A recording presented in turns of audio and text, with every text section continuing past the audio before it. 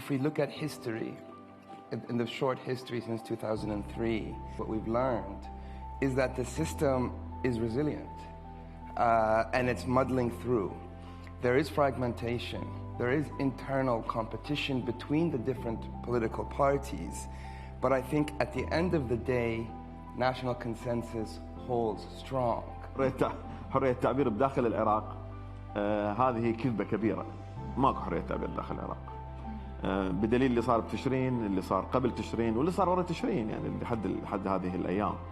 هواية صحفيين وهواية ناشطين كتبوا بوست على الفيسبوك أو تغريدة، قسم ميليشيات مسلحة جتهم لبيتهم وهددتهم وفجرت بيوتهم وضربت.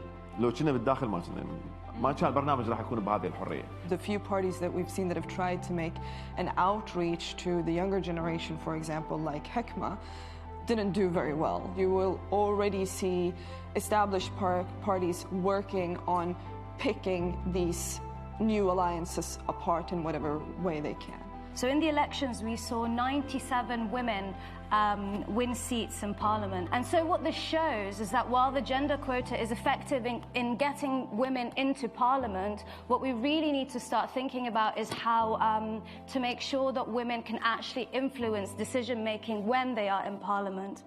Something very fundamental does need to change. The idea among individuals in power, individuals in government, to see themselves really as servants of the people. I do see a very young generation. I do see the results of the elections where a substantial amount of seats were won by youngsters / reformers, not necessarily young. And I think they can use our help. How do you set up a list of demands? How do you make a political party program?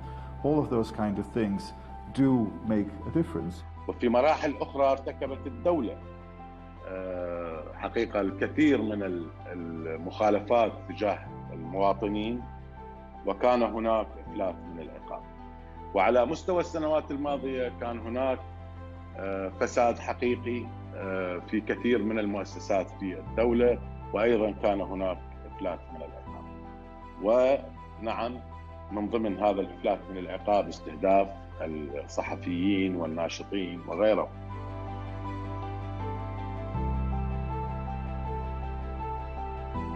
Iraq is in the unenviable position of having to build stronger relations with countries that routinely and structurally violate its sovereignty.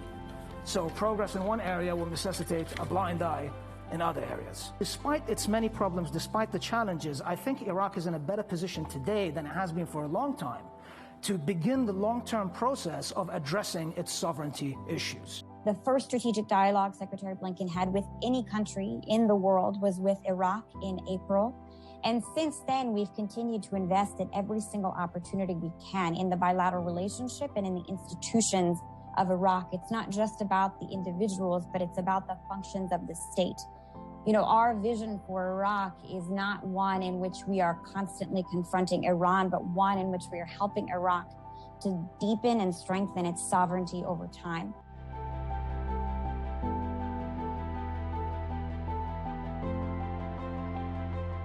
Iraq developed flood irrigation. That was our contribution to civilization. The floods, the last good soak we had in Iraq was 1968, when I was 10 years old.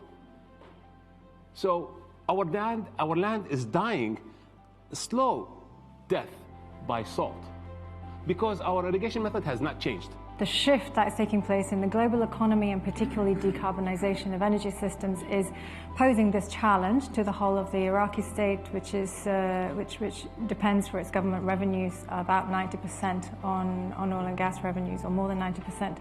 Exports as well, so export revenue is almost 100% oil and gas, and it needs that revenue to pay for food. You know, it's one of the bigger importers of food, even though it used to be a wheat exporter. It now imports a lot of cereals, and there's a big question mark going forward over how it would be able to sustain that model with a potentially declining oil price. And the IEA has put that figure out there of a potential decline of about 75% in the oil price by 2050. We see discussions being held in UN Security Council with reflections on linkages between climate, environment and security, being more recognized, because like if you bomb a country and you might win the war, but there's nothing left for people to rebuild their lives on if there are no investments in making these areas livable again. And I think that's sort of getting more clear now in those discussions, and we need to work on strengthening those norms and making sure, for example,